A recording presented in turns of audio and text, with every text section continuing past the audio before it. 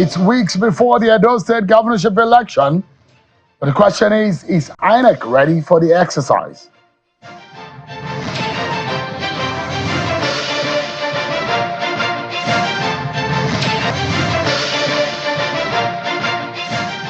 And the crisis rocking the All Progressives Grand Alliance, APGA, seems not to be abating as the parties in the matter fight on.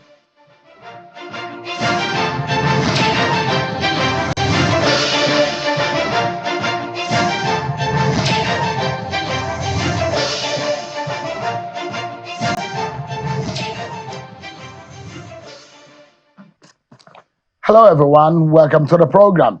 This is Politics Today live on Channels Television. I'm Sean Kimaloye here in Abuja. Tonight, our attention is going to be on two major issues. How ready is INEC for the Edo governorship election? And of course, we'll be getting you the other side in a conversation we had 2 days ago in the APGA National Chairmanship seat tussle. Before we get talking tonight, let's check out some of your political roundup stories.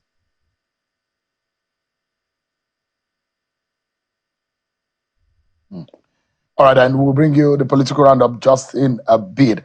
Well, of course, a major conversation we will be having tonight is how ready INEC is towards the 2024 governorship election in Edo State.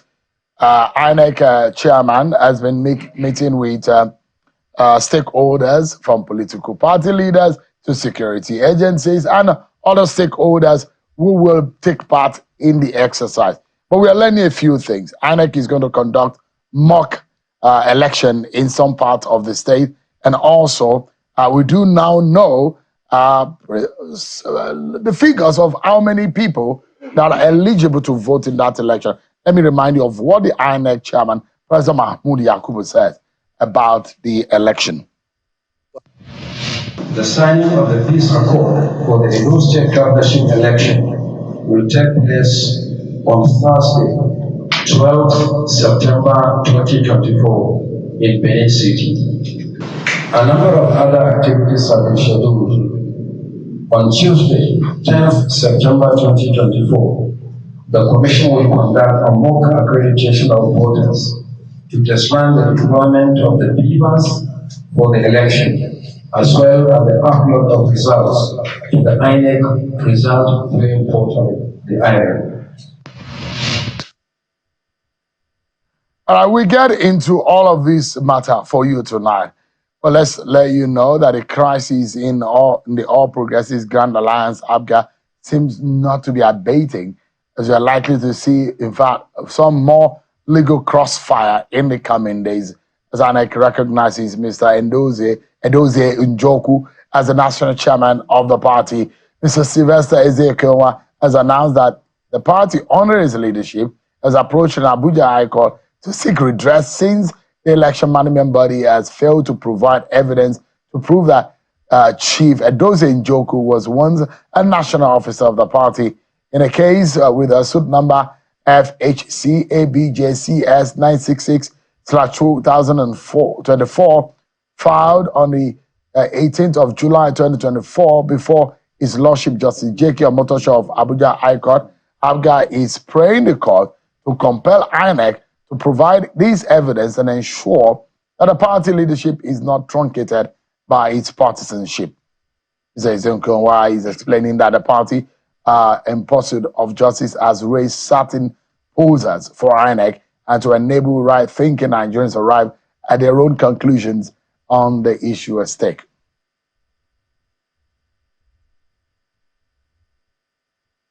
Let's now speak with Mr. Sylvester Ezekiel, who joins us live here in our Abuja studio. Thank you so much indeed for joining us tonight. Thank you very much, and good evening, my brother Shem. Yeah. What is happening? If INEC is not recognizing you as a national chairman of APGA, Yes. what do you have to lose by just walking away?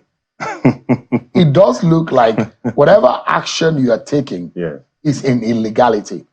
You are not recognized by law because INEC as the umpire stands in the middle in all of this and seems to see from a global point of view. Why is it difficult for you to walk away after all of these months of tussle? I'll tell you one thing. One, I'm a lawyer. And then I know what is right, what is lawful, and what is unlawful. And that at least you can know that about me.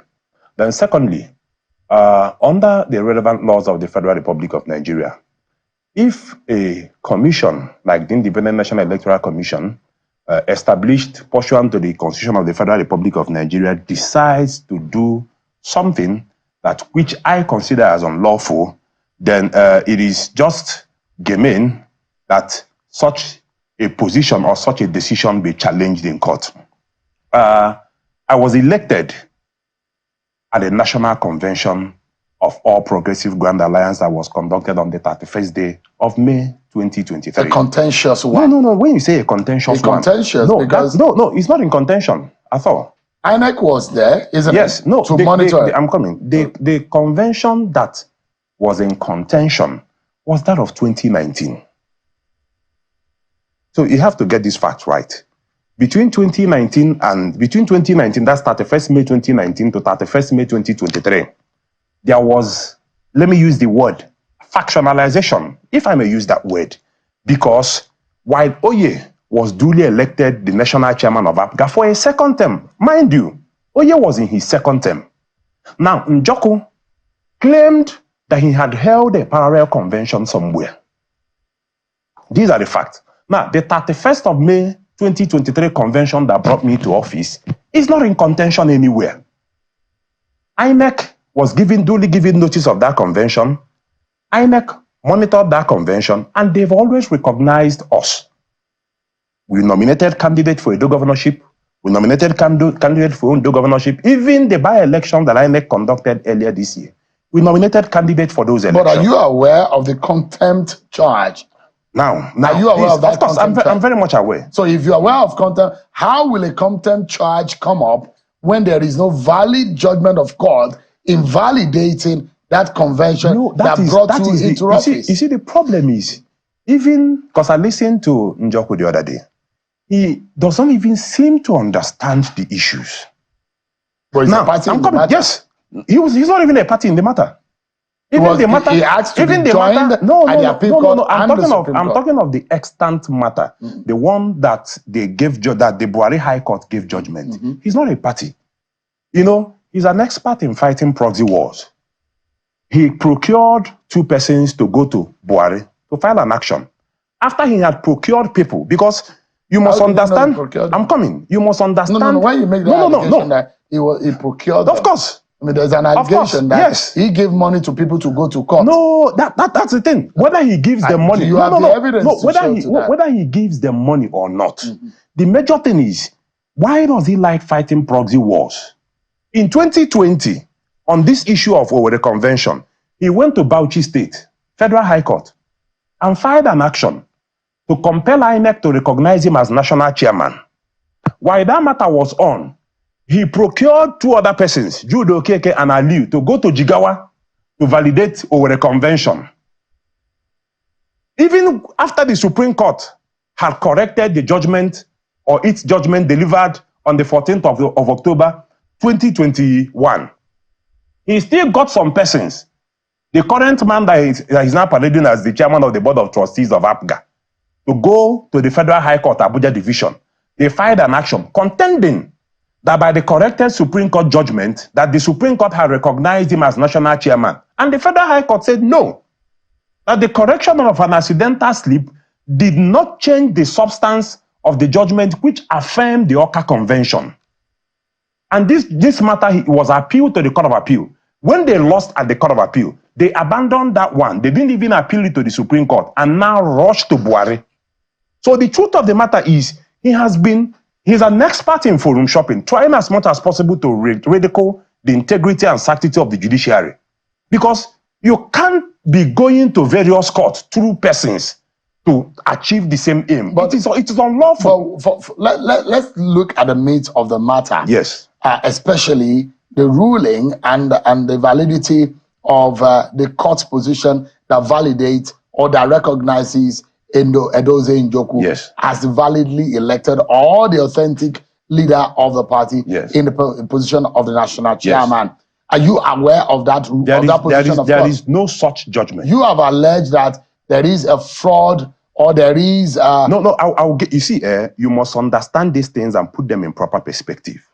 First of all, there is no judgment of any court that recognized Njoku as a national chairman of APGA. That you are aware of? Yes, I'm aware. No. Even the letters they write to various people, the state independent electoral commissions, there is a particular judgment that they attach.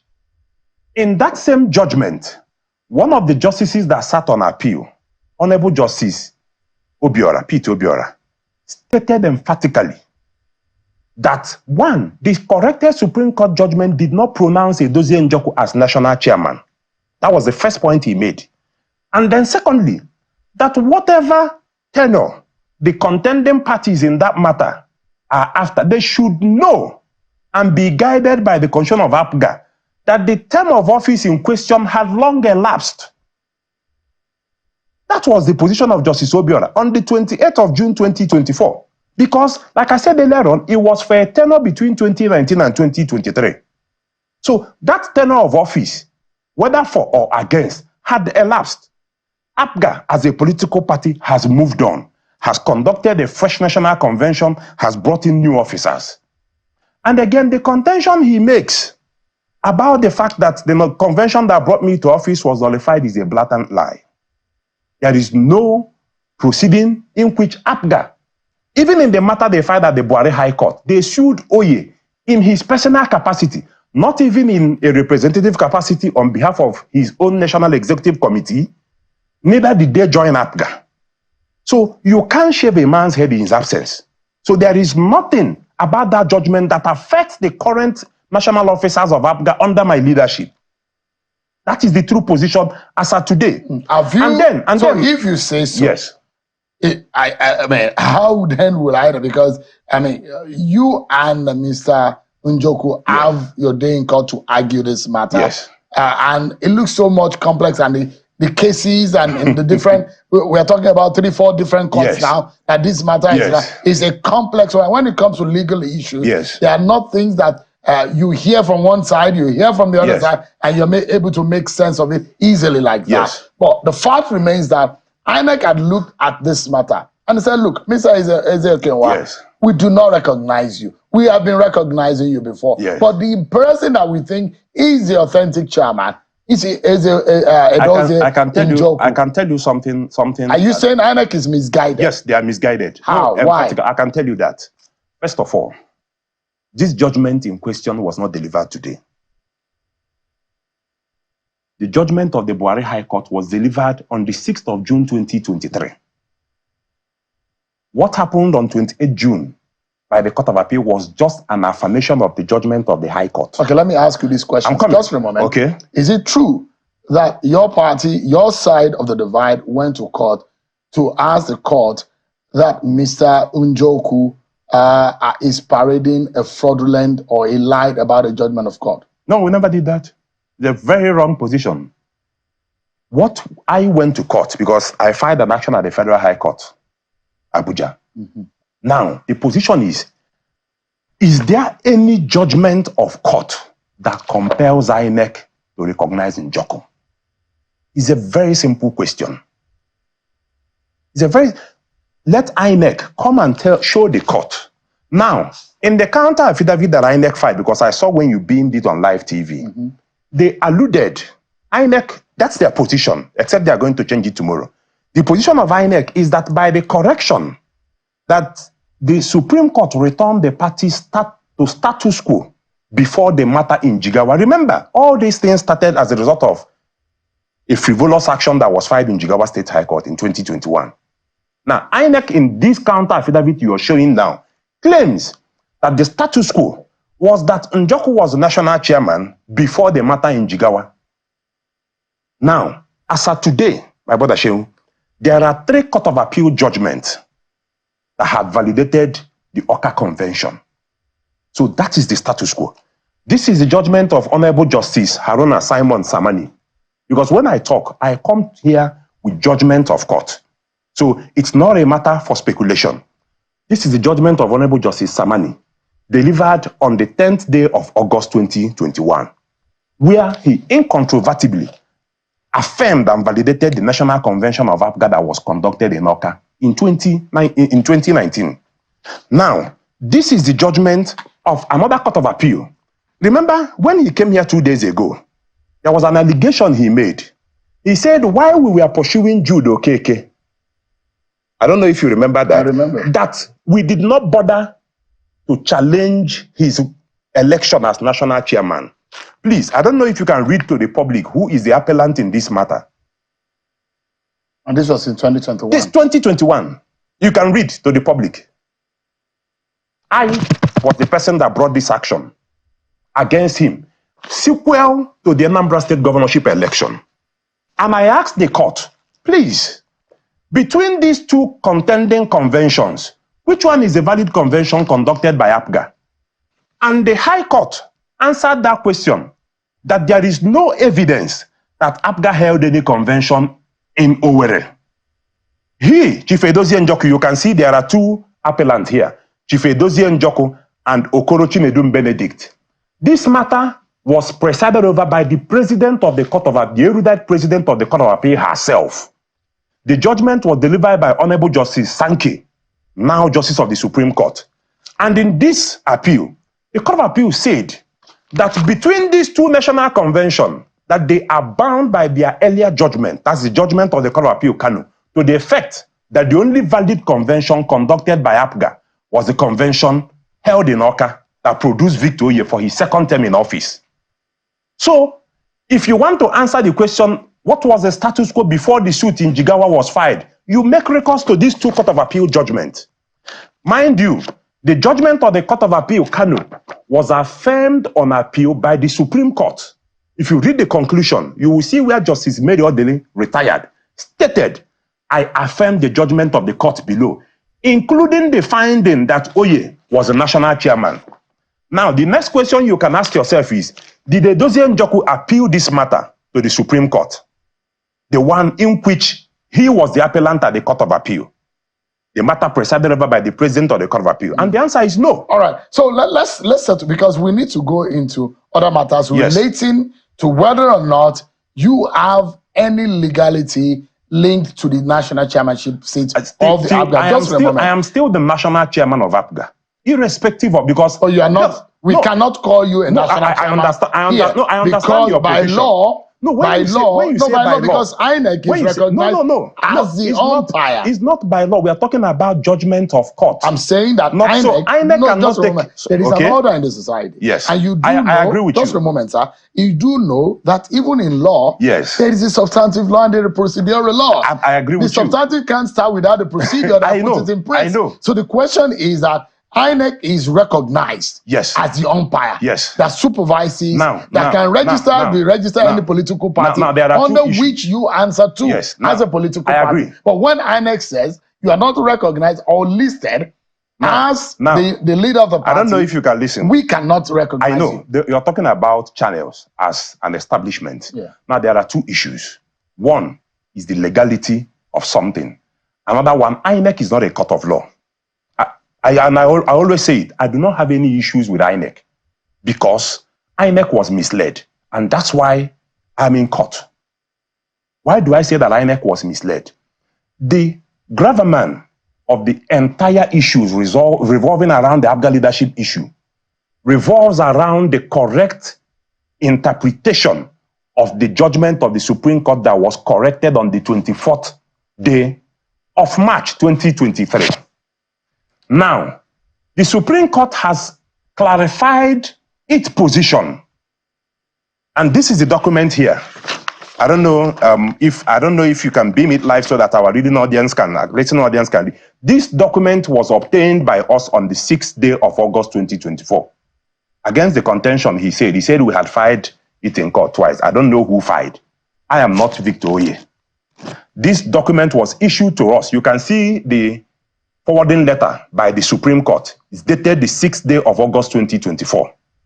And now it reads, he said, I have been directed by the Honorable the Chief Justice of Nigeria to refer, because you recall, Edozie Njoku's lawyer had applied to the Supreme Court to commence contempt proceedings against the chairman of INEC for his disobedience to the corrected judgment of the Supreme Court. And the Supreme Court, in replying them, stated emphatically, he said that the ruling of the court in suit number SC 687-2021, dated 24th March 2023, did not alter the substance of the judgment delivered on the 14th day of October 2021, affirming the judgment of the Court of Appeal. Mind you, judgment of the Court of Appeal, Kano, which set aside the judgment of the High Court of Jigawa and held that who should be the acting national chairman of the party is within the confines of the internal affairs of the party, which is not justiciable. Secondly, and most importantly, it says, the court could not have made any consequential order recognizing Chief Edozie Njoku as the national chairman of APGA. And I said, since no order to that effect was made by the court, the national chairman of INEC did not disobey any. It would have been different if Edozie Njoku was here and said that this document. Affidavit. No, I'm coming. Just a point. Justice Amotosho. I don't know if I can make this point. You know, there's a difference between you are denying that this document is in existence, or nobody has come out to say that the Supreme Court or the CJN never issued this document. This is the position of the Supreme Court. And that's why I said that INEC has taken a convenient position, because I can tell you, I said I quite understand the commission. If you were the INEC chairman and the court was breathing down on your neck for contempt and was going to sentence you, remember they did this recognition on the 9th. The matter in Buhari came up on the 10th, and it was supposedly going to be for sentencing of Professor Mahmoud Yakubu for contempt of court. So it was understandable that they had to do something convenient in the face of the moment to save the head of the chairman. Let's move on quickly. Yes. Of course, there is a counter affidavit which has been absolutely. It's before the court, yes. and validly also recognized that it has been registered in this month, and yes. There are several questions that affidavit hope to answer. Okay.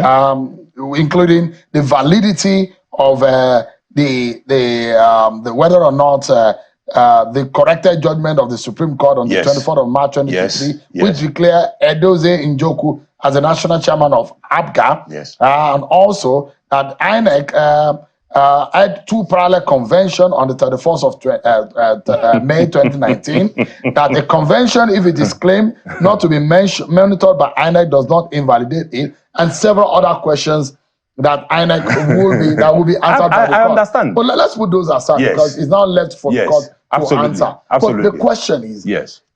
As a lawyer, yes. you understand what it is that pending a final resolution, yes. when there's a contention before the court, yes. when there's a dispute, yes. you stand down. No, you don't. So you keep your no. That's what I'm saying. You must understand these things. So I'm coming. Just a moment. Remember, I told you something. If I ask you this question, yes. If INEC is recognizing Mr. Njoku, yes, right, yes, and you don't feel all right by it, yes, lawfully and legally, yes, what do you do? That's why I've gone to court. So recognizing yourself as the national chairman, no, is that legal? No. Is that lawful? You can't say it is unlawful, because it is INEC that has taken a decision. Yeah. That we feel. You recognize the position of INEC as established by the Constitution? No. Yes. As the umpire, definitely. Which has the power over your party to coordinate and to be able to oversight. No. Their job by the Constitution is regulatory function. Yes. INEC as a regulator. INEC cannot determine for APGA who its national. The national chairman of a political party, the Supreme Court stated it in 2017, PDP versus Sheriff, that the only way the national chairman of a party can come about is through a valid convention. Remember, in the midst of all, I'm coming. Whether or not your convention was valid. Remember, there is a point you are missing. Because we have established beyond doubt that the purported Owerri Convention, because the INEC cannot overrule the court. I told you here that there are two subsisting Court of Appeal judgments that has invalidated the Owerri Convention. One of them affirmed by the Supreme Court. Now, is INEC sitting on appeal over the decision of the Court of Appeal? But you are insisting that you will go ahead, even if INEC recognizes another person. No. Because you must understand these things. You must understand these things. You heard what Mr. Njoku said. Yes. That you are Governor Soludo's, I've forgotten how he described you. I don't know what he means by that. There was something he said, and I must correct an impression. You see, facts are sacred. And he said, I remember a portion in the Bible that said that you shall know the truth and the truth shall set you free. He's a man that doesn't want to accept the truth. He said he was the national vice chairman of the party upon formation in 2002. He failed to tell Nigerians that he voluntarily left the party in 2007. He's on record. He was the campaign manager to one of the contestants for the governorship election of 2007. If you recall, there was an election that brought Anduba to office, which ultimately the Supreme Court returned Peter Obi to complete his 4-year tenure. So he joined the man and entered ANPP. That was when he left the party. So, I mean, and I'm coming. I'm coming to that point. Everything that you are doing is the hand of Governor Soludo. I'm coming to that point. I cannot be a stooge of the governor. I'm coming. When you say principal before now, you have to first of all understand my position in APGA from day one. I've been a member of APGA legal team from 2009 till date. In 2015, I was elected a state officer of APGA. That was years before Soludo became governor. And you became commissioner I'm coming. In 2019, I was elected the national legal advisor of APGA. And subsequently, in 2022, it's not in doubt. He said, I was appointed a commissioner. Now, it is on record that the party, recognizing my invaluable contribution, moved a motion at the convention where our presidential candidate was nominated and approved for me to hold dual office. Because once you have an appointment, you must resign your position, except the party in a convention approved for you to hold dual office.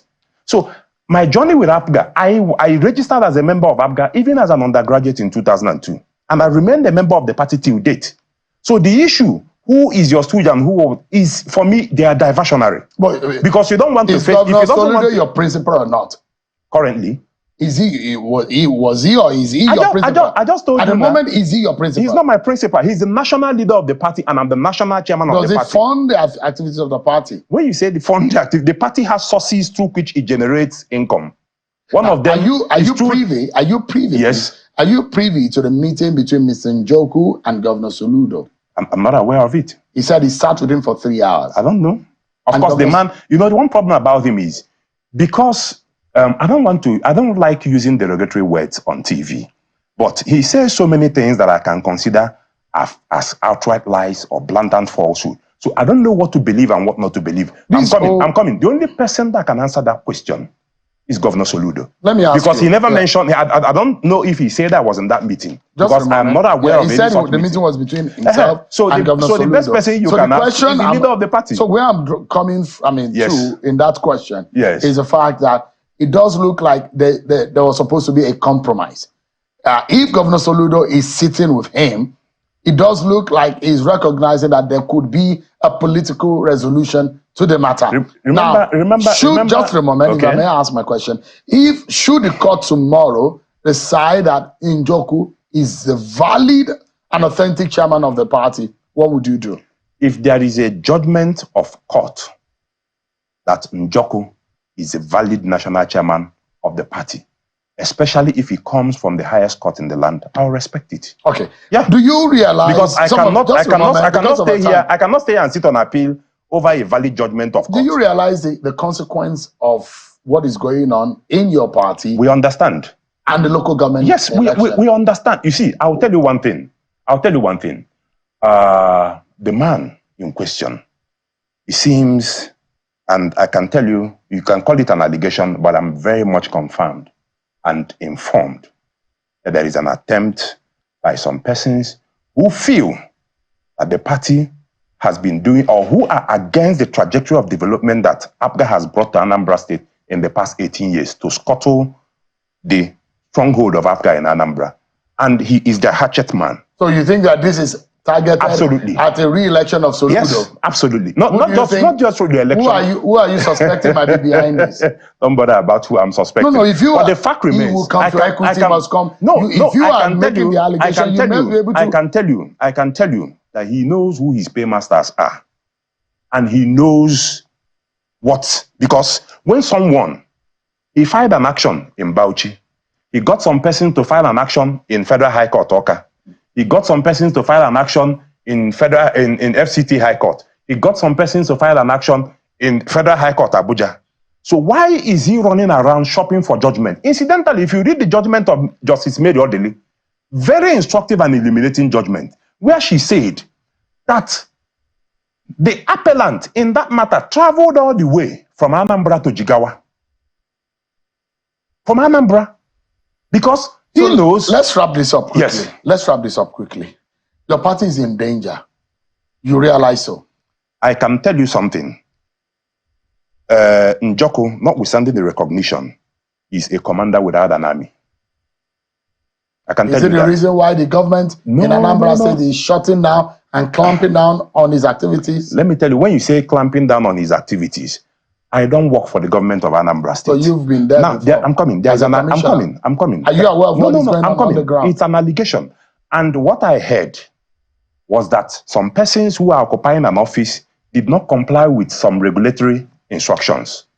If you cite an office in a residential area without change of purpose permit, as I was reliably informed. So coincidental that it happens to be. It was not only his, but it was not only his office that was clamped down. So the question I'm asking is that you realize the danger that your party is in. That's what I'm telling you. One party, one state party, yes. And the fact that you're about to lose what the thread upon which you are anchoring. We cannot. I can tell you one thing. APGA, remember, we had this crisis in 2009. It did not stop the re-election of Governor Peter Obi. We had this crisis in 2013. It did not stop the election of Governor Willie Obiano. We had this issue in 2017. It didn't stop the re-election of Governor Willie Obiano. We had this issue in 2021. It didn't stop the election of Professor Charles Soludo. Now, these men that are doing this thing, they do it every 4 years, once the election approaches. But there is one thing, and that thing is what is very exciting and enlightening.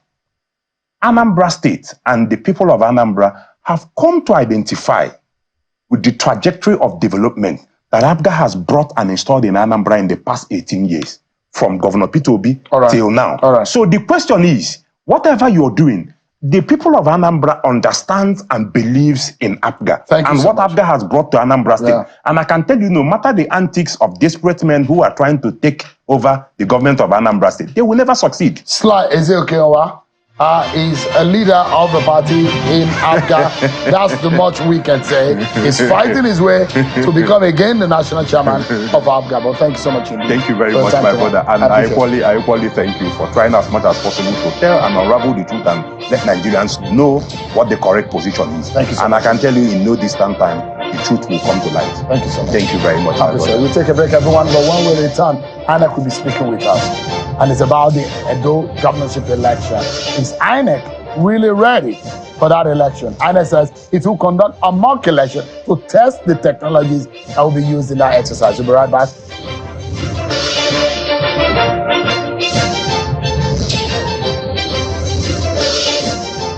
Thank you so much, everyone. On the 21st of September, the people of Edo State will march to the polls to elect a new governor. Well, it means that the governor sitting in office right now is not seeking re-election. So altogether, across the different political parties, there is going to be a need for a brand new face in the government house.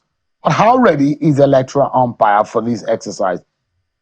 And like I said, that it will conduct mock elections to test the beavers in selected areas in the state. And it has also come out to give specific figures of those who have collected their permanent voter cards so far. But the mock election exercise will be conducted on the 10th of September. That is going to be about 11 days before the election. And it's going to be conducted in the 3 senatorial districts. However, two different local government areas in each of the senatorial districts. So Eguare Primary School, Eguare Uwenije Primary School, Uwenije. This is in Asian Central. In Asian Southeast is Eguare Primary School, Wahimi, Eguare Okuyesan, and former LA School in Emu. And Edo North, the mock will be in Osokwe Yogbe, Institute of Continuing Education, Uwonwora Owerri Primary School, Holy Trinity Grammar School in Sabogida Ora. In Edo South, it's going to be in Okobaha and Oredo local government area. And there are 4 centers there where these elections are, these mock elections will happen. Of course, 3 Central District, 6 LGAs, 12 polling units. So I'm encouraging you to go out there on that day too, because INEC needs to know and get a feedback on how ready they are, especially with these machines and technologies they will be deploying for this election. Let's get talking about this. I'm being joined by the Chief Press Secretary to the INEC Chairman, Mr. Rotimi Oyèkánmi, joins us live here in our studio. Thanks so much, Rotimi, for joining us tonight. And it's good to see you. Thank you for having me. Thanks. How are you guys coping with all of the legal thoughts? It seems to be all of the political parties having one legal issues or the other. It's unfortunate, but well, I think our wish is that they will find a way of resolving their differences rather than go to court. But eventually, I think they will resolve their differences. Yeah.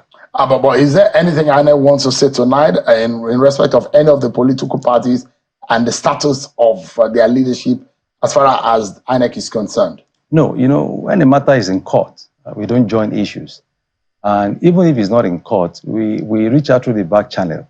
We prefer to have this alternative dispute resolution initiative for them to come and discuss rather than join issues in public. But we don't have any, we know that healthy political parties is good for democracy. And when they have crisis, it's bad for democracy. So we are not happy, actually. So. Well, it's certain that anyone whose name is not listed on the INEC website or whose leadership is not recognized is not duly also recognized by INEC as far as what you publish is concerned on your website. Is that the case? That's the case. Because that's a contention in APGA and other political parties. ACORD also had a judgment where Professor Molay is asking court to recognize him as the chairman of the party. So he does look at the small, the big, and the so-called, the bigger ones. Political parties are all having their own share of the leadership crisis. But talk to us. 2 elections are upon us. I know that there are a few by-elections that INEC will also have to conduct in the death of some lawmakers. But let's focus on Edo, which is the closest one to us, on the 21st of September. How ready is INEC? Thank you very much. Normally, when we have elections like that, we release the timetable and schedule of activities. So for Edo governorship election, we did the same, 1 year ahead, as prescribed by the Electoral Act. And we listed 13 activities.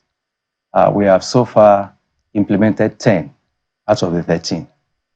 And we have given the register of voters to the political parties participating in the election. We have conducted a continuous voter registration for those who turned 18 and those who didn't have the opportunity to register in Edo before now. And of course, those who also want to transfer their registration from other states to Edo and from other local governments, from different local governments to the other, one local government to the other within the same state.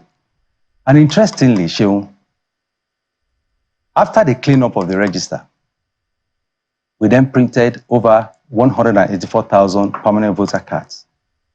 And then we made the cards available for collection in 192 wards, all the 192 wards in Edo State. And in 5 days, over 68% turned up to collect their PVCs.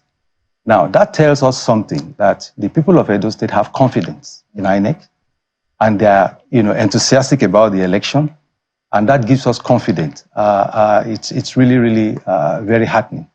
And then we are going ahead as we speak. The PVCs are also available for collection in all the 18 local government offices till the first week of September. So they can take that off. Precisely on the 8th, until Sunday. Yeah. So your office Sunday will open on that Sunday. Exactly. Yeah. It'll be open on Sunday. So that we've been meeting with stakeholders. We've intensified at the state and local government levels. We are producing the accreditation tags of the observers right now. The portal for media accreditation is open. It will also close next week. So I want to encourage media organizations that have not applied to please go to our portal and do so. Sensitive materials, will be delivered at the right time, but all the non-sensitive materials have been sent in there. The beavers machine that we're going to use have been installed and configured, so they are ready. In fact, they were being charged as at the last time I heard about it.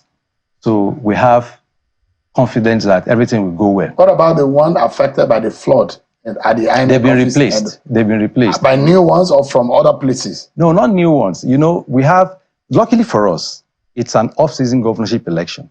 So we were able to mobilize beavers machine from nearby states and have them configured by our asset department, and they are going to be used. You talked about the mock acquisition. That is extremely important to us. Like you said, we're having it in 12 polling units, 6 local governments, 3 senatorial districts. And we're expecting between 11 and 12,000 voters to come for accreditation. It's not voting, because voting will take place on 24th September. So it's just accreditation. And what we are going to do is to test run the beavers in those polling units. What does that mean? You come to the polling unit with your permanent voter's card, and then you are accredited and authenticated. Now, the result of that will also be uploaded to the INEC resolving portal. And is that active now? Is it working? It is. It's working. Because there were glitches on it the last time. There was a glitch, but it has been resolved. So it's working. 100%. 100%. If you log on right now. They're giving us the assurance, no glitch this time around. No, there won't be glitch. But you see, we need to understand something about the IREF, and that's the misunderstanding that some Nigerians have. IREF is like a notice board. I often compare it with what you have in the stadium, the scoreboard in a stadium. It's like when 2 clubs are playing and one team scores a goal. Before the goal is scored, you will see 0-0 on the scoreboard, right? But when team A scores, it's reflected. If team B equalizes, it's also reflected. So there is a cause and effect, right? In the same manner, after election has been conducted, results announced, the presiding officer is required to snap the polling unit from ECAT with the beavers and then upload, right? But the result has already been declared. A copy has already been given to the party agent. So they already have the result. So it is the same thing, just a picture of it that is uploaded, so that everybody that is logged or that has the protocols to log on to that IREF can then see, what has been uploaded. It is not a collation device. It is not electronic voting. What it allows it for also is for transparency. It's for transparency. Yeah, that whatever INEC is doing or whatever INEC has, the Nigerian people also has, because have it. You will look at what happened, for example, in South Africa. At their election, you see how people are able to sit down and watch, like the scoreboard that you talked about, right, seamlessly using technology. And when we wonder how is it so difficult that Nigeria, that is a senior brother, some of us were in secondary school when we helped South Africa in their political turmoil, and here they are. It does look like in the electoral process, they've won way ahead of us in so many areas. So the question will be, why is it so difficult that INEC is unable to resolve all of these issues using technology that is available? Technology is good. We have no doubt about it. It has helped the work of INEC. But I always say so also that technology is not a silver bullet. It doesn't solve all problems. Check the big techs all around the world. Either it is Facebook or X, former Twitter, or Instagram. They have what they call downtime. We've had situations where, you could not access Facebook for 24 hours. And these are global tech companies that have what it takes not to even have glitches. You have a phone, and your phone sometimes can misbehave.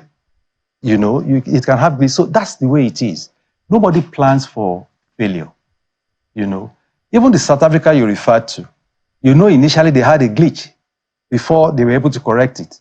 But people don't report that. They just talk about, oh, they were able to do this. We had a glitch, but it was corrected. And those results are on IREF as I speak. The presidential election results are there for people who want to see them. So we are ready. We've learned our lessons. And we are sure, by the way, this is the third governorship election we are conducting in Edo.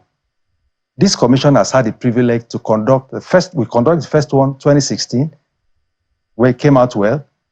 The second one, 2020, came out well. Now we are going for the third one.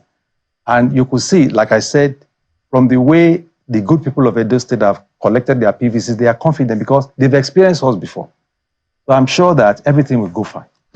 So talk to us about some of the things that we are learning as to those people that Nigerian voters need to hold accountable, because it is not Mahmoud Yakubu in Abuja or the INEC rec in Edo State sitting in Benin that is responsible, for example, for one of the polling units in Ipobaha, because they cannot be everywhere at the same time. But these people that are allegedly or supposedly manipulated, used by politicians or by any other person who wants to circumvent or subvert the process.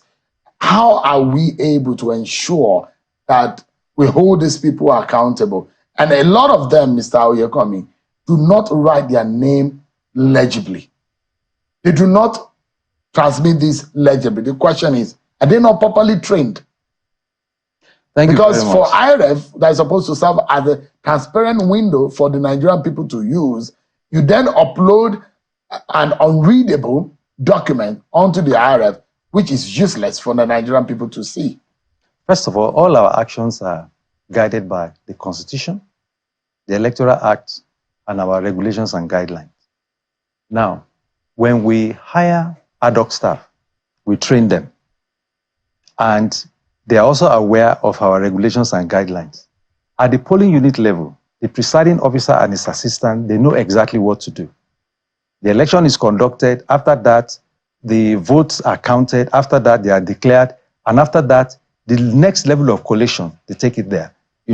After giving the results to those who the law recognizes that the results should be given to. What I want to say is that if anybody refuses to follow these rules and regulations, it will be held responsible. We have internal mechanisms to do that. So in the chain of command from the polling unit up to the level where the results will be declared, in this case, in the State Collation Center, where the results of the governorship election will be declared, if anybody refuses or chooses to circumvent the system, there is a way we find out, and there are penalties for So this. the question will be whether if INEC realizes at the moment when the election has been called, whether INEC can reverse itself as now being amended by in the Electoral Act. That what used to happen is become a fait accompli, but the Electoral Act has been amended to the extent that if there's anyone who make a mistake, INEC can reverse itself and make a correction on election result. That's exactly so that's what the question I'm saying. that people are asking. Will INEC be able to be fair to come forward and say there was an error, there's someone who wanted to do this and we're going to reverse it? We have internal mechanisms to cross-check all the processes. And, I don't want to go through, the nitty-gritty of what we do, because some of these things are also security issues. But I'm saying that from the polling unit to the collation centers to where the results will be declared, we have internal mechanisms. So you can't manufacture votes or pictures. You have to provide evidence. For instance, all the polling unit results will go to the ward for collation. From there to the local government for collation. From there, and like I said, every political party participating in this election must have agents there. So I don't see how agents of political party will be there and they will allow anybody, whether it is ad hoc staff or not ad hoc staff. So you're saying party agents should be vigilant? They should be vigilant. It's their responsibility because they have the right under law to witness what is going on. And they can also object to whatever is wrong that has happened there. And all political parties know this. So those internal mechanisms with the oversight that the party agents will have will not allow, unethical things to happen. And on our own side, we learn every day, for anything that is unfortunate that happened in any election, we have a way of dealing with it. So there is a question Mary is asking on social media here, and it makes me laugh, and I wanted to almost read out some of the questions that I'm seeing and what people are saying. But the fundamental question is whether Nigerians can trust INEC again. Well, I'll go back to what I said about collection of PVCs and our previous conduct of governorship election in Edo State, right? We have done very well in Edo State, and the people of Edo know and they trust us. I think that the issue of trust in Nigeria is not, restricted to INEC. I think Nigerians have trust issues with everything public. When you say public institution, do you know that if Nigerians go to the ATM and withdraw money, they will still count the money whether it is complete? Is ATM machine pays you money, you still count. What does that tell you? They don't even trust the ATM machine. So I don't know what can be done to change the mind of Nigerians. So it's not the issue of INEC. Even if you bring an angel from heaven to conduct election in this country, Nigerians will suspect that this angel, are you doing the right thing? But we will continue. It's a black angel, Nigerians. we will continue to do our best. All right. And we are open, and we'll continue to encourage Nigerians to the oversight. In fact, INEC is the most scrutinized institution in this country, and we love it because it keeps us on our toes. And the fact that they are on our neck is also forcing us to look at what we are doing again and ensure that we do it in the right manner. Rotimi, thank you so much. Rotimi Oyekomi is the Chief Press Secretary to the INEC Chairman. Thank you so much for shedding light. And of course, we'll be hoping and looking at how INEC is doing all of this ahead of the Edo governorship election. If you're an Edo person and you have the right to vote in Edo State, you still have the window of about 9 days to collect your permanent voting cards. If you have not done so, please go for the mock accreditation on the, is it the 8th now? And ensure that you test the process. And that's our show for tonight, everyone. Many thanks for watching. I'm sure. But I'll see you on Sunday at 8 p.m. God bless them.